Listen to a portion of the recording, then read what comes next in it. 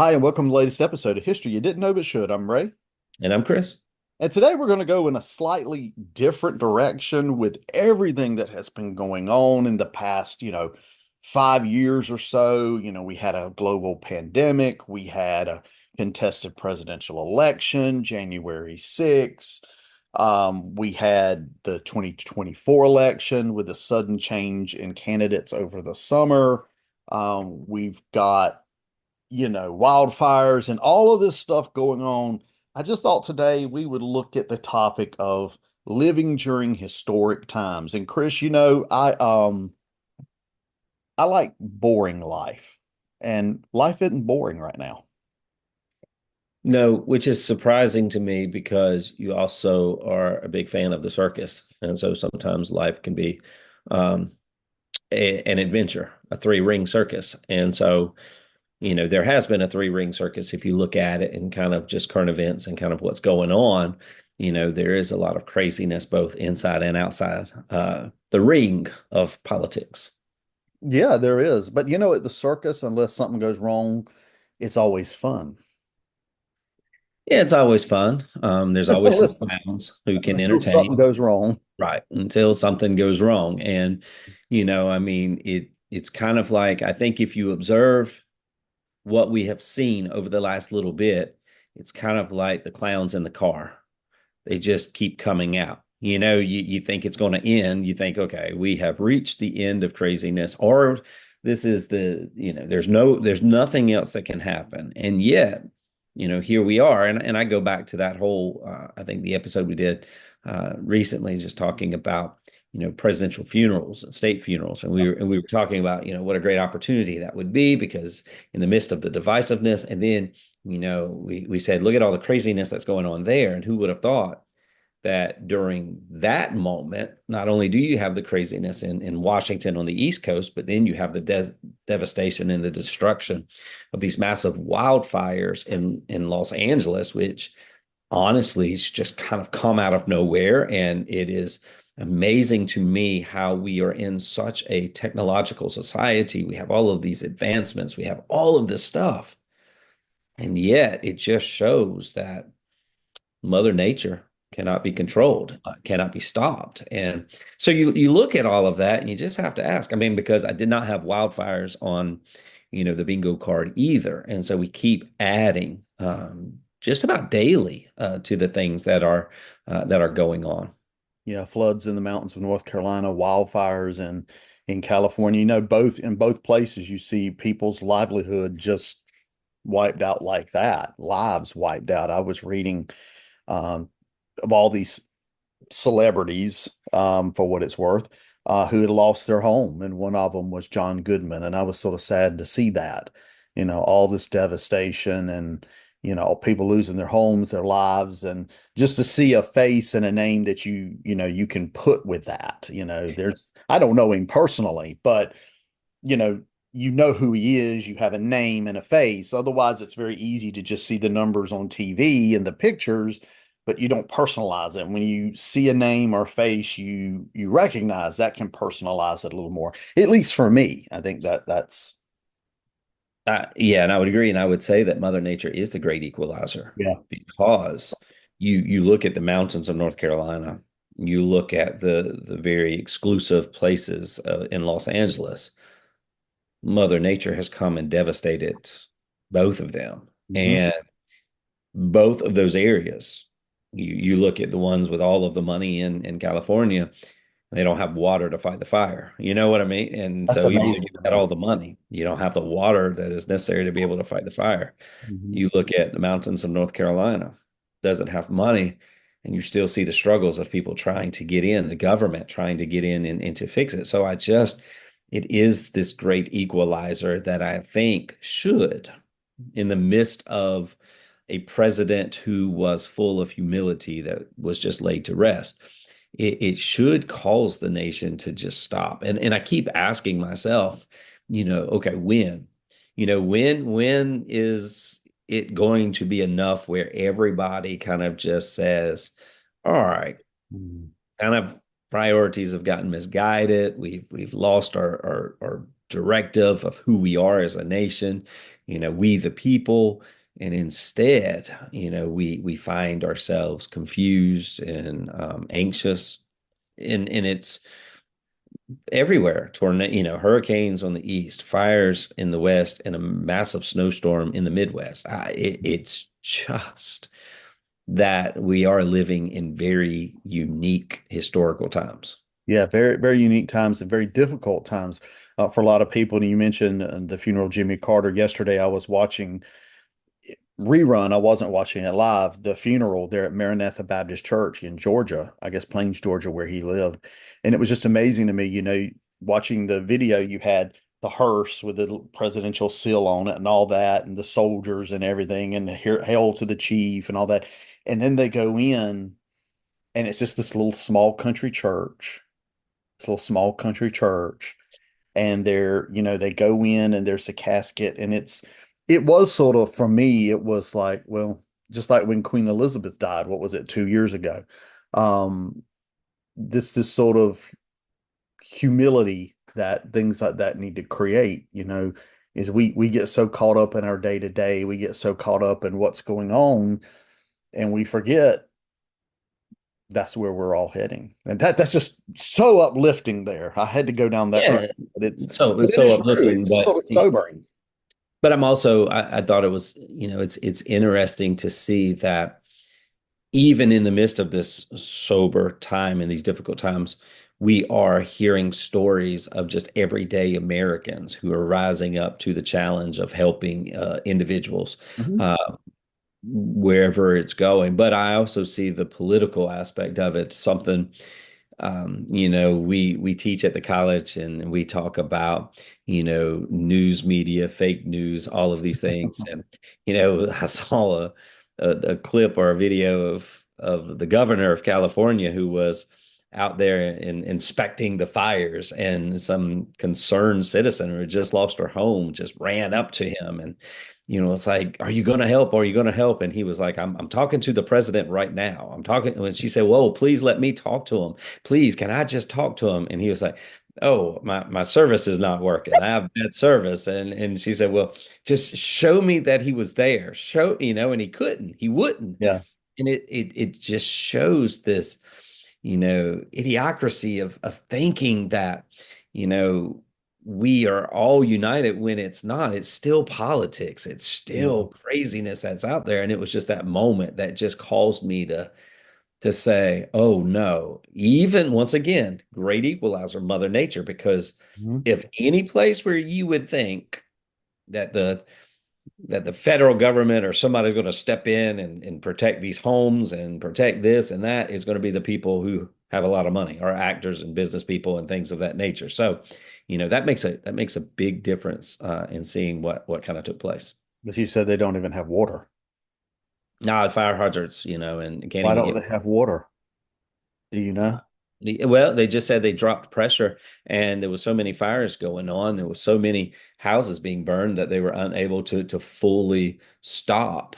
Use the explanation that was given was there's so many fire trucks, so Hmm. many hoses that they've used all the water. I don't know what about the Pacific Ocean. I don't know why they don't, have No, the Pacific Ocean, I don't but know. I don't know. I did see that video you're talking about with Governor Newsom and things like that. Sort of, it should be a reminder to politicians and political leaders that this is not the 1940s, 50s, 60s where they could just make a claim and people will believe them. This is a very different world where people are going to question everything, and they're going to go question you to your face. And I don't know if he was really on the phone with President Biden or not, but you know, he whether he was or wasn't, he got called out and he wasn't prepared to answer. And and, that I think hurts a lot of politicians and leaders who think they're above everybody else and and not.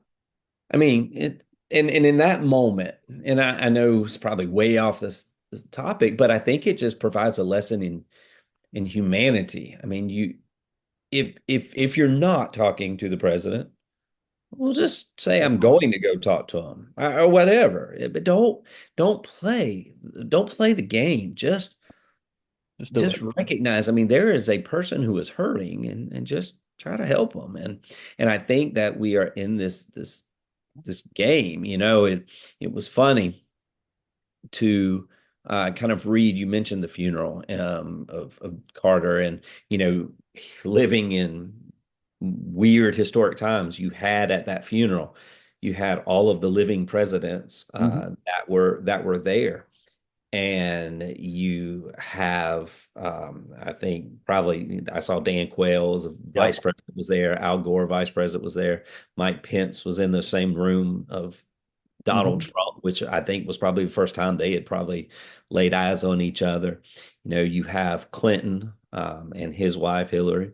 You've got George, son and his wife, and then Obama and Trump and his wife, and Biden, his wife, and Kamala Harris and her husband. All of them are in the same room, and there's so many dynamics that are going on there. The way that they're sitting, where they're sitting, and who's talking to who, and who's not talking to who. And I thought it's funny. I heard one of the newscasters say, "And Kamala Harris gave Obama the side eye." And I'm Yeah. just looking at these things, He and did. have President Biden and his wife sitting right beside Kamala Harris, and her husband, who, all the drama that took place with him losing the nomination, her getting the nomination, then right behind him, the president-elect who beat Mhm. her, probably would have beat both of, I mean, it was just, Yeah. and I look at that and I go back to they made this statement, and this goes back to Newsom and just humanity and decent civility, is that Mhm. they said that when Trump moved into the room, that he shook hands with I think former Vice President Yeah. Pence, but that the wife of Vice President Pence refused to get up, refused to shake hands, refused to do anything. Uh, I think she just kept President looking in was her program, her book. Yeah, so you have to ask, is that civility? Is that right? Is that good? Yeah, I and don't of course know. there's two things that come out of that. One is the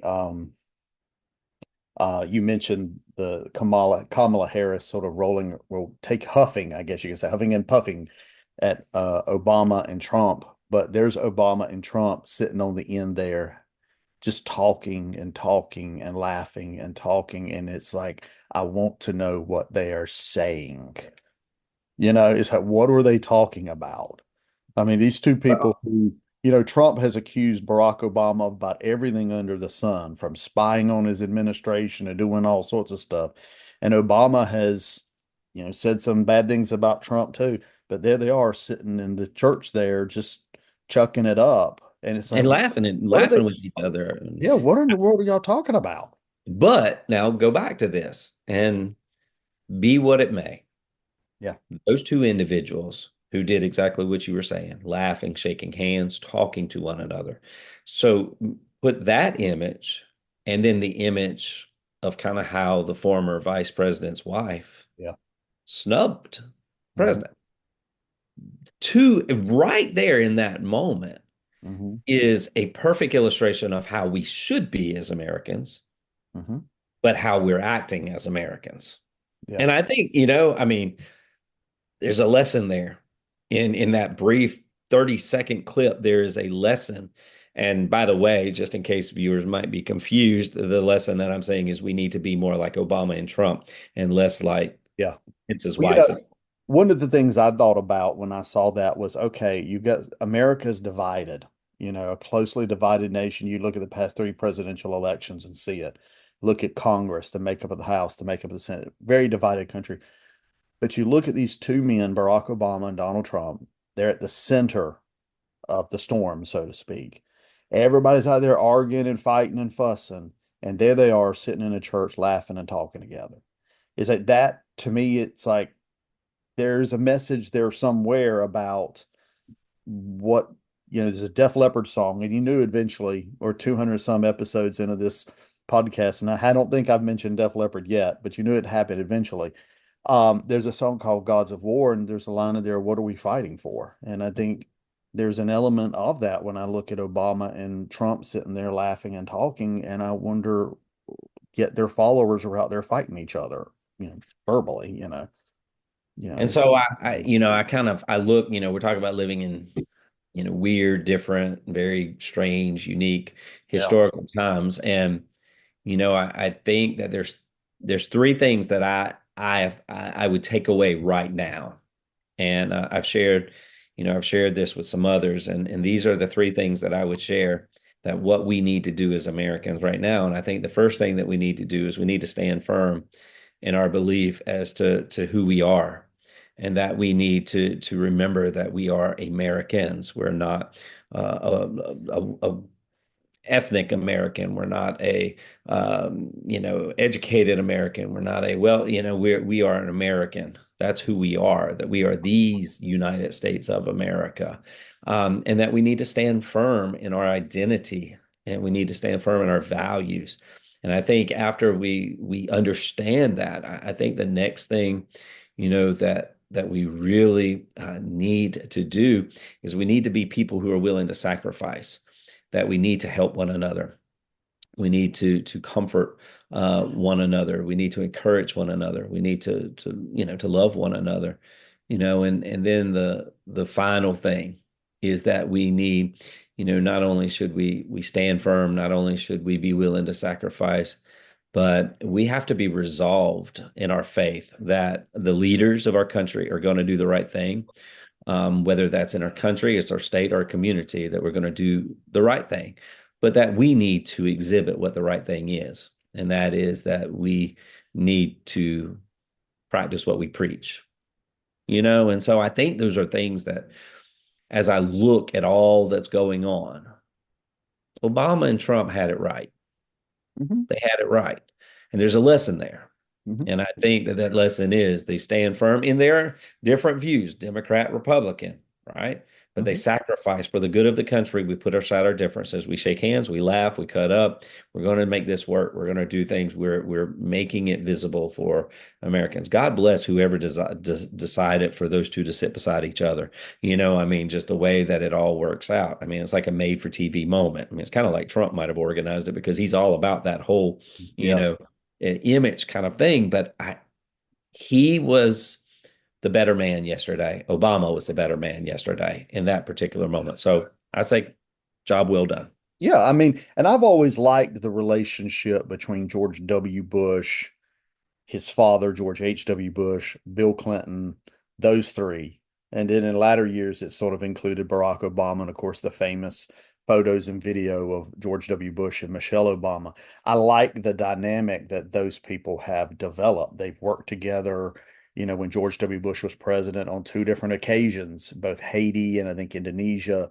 He sent Bill Clinton and his father, George Bush Sr., to on various missions represent the United States. When the U.S. military killed Osama bin Laden, one of the first, before Barack Obama went out in public and announced it, he called George W. Bush on the phone to let him know.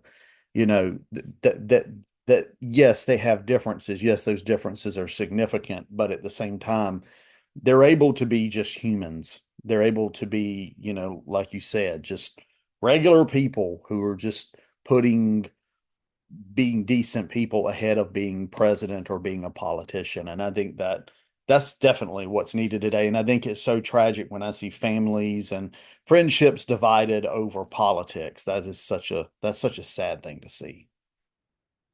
Yeah, and I think, that sometimes even when you're doing podcasts, that it's good to just take a moment and pause and just kind of look at the world around you, look at the situation around you, and just to stop and take what you are seeing and to meditate upon it and to think about it, and then to find ways that we can go into the world and be better people and make for a better society. So that Yeah, was a great I choice. yeah, I think I thought as soon as I said my last statement, an example came to mind of a family being divided by politics, Benjamin Franklin. His son was a loyalist, sided with the king. And Benjamin Franklin, when he returned from England, he went to visit him and they never spoke again. It was a very not good meeting between them. And they let politics, yes, very important politics, but politics done the same, come between them and destroy what should have been a lifelong relationship. And they destroyed that over temporary things, which I think is not something that people should do, but it shows that it's something that's done all throughout history. So Great episode because I thought Yeah. we talked about some real life things, but you also got in the circus, which you love, Yep. the leopard, which you love. The only thing you need to include before we go is something about ghost or something. Well, um, I'm sure I could think of something. I'm sure I really could. I could think Or of. you could just say the Holy Ghost was present at the funeral yesterday. I hope so. I hope so. Well, Chris, great episode. Next week, folks, we'll get back to a topical episode. So we hope you've enjoyed this sort of steer away from normal. Um, if you've been listening to our episodes lately, you've been following us on Facebook, you know we are now on YouTube. We're on Spotify, we're on Anchor, we're now on YouTube. We're on some others as well. I cannot remember all of them, but basically, where you get your podcast, we are there. So we hope you'll share this episode and this podcast with your family and friends. Like us on Facebook, like us on YouTube, leave a comment, leave a question, leave a suggestion, whatever you would like to do. Until next time, I'm Ray, I'm Chris. and we'll talk to you later.